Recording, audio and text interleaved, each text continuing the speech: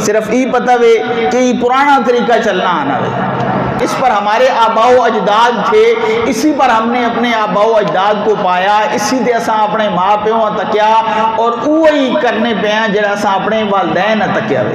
اب اس میں بھی کتنا بڑا درس ہے کہ اولاد یا پیچھے آنے والے لوگ وہی کچھ کریں گے جو ہمیں کرتے ہوئے دیکھیں گے۔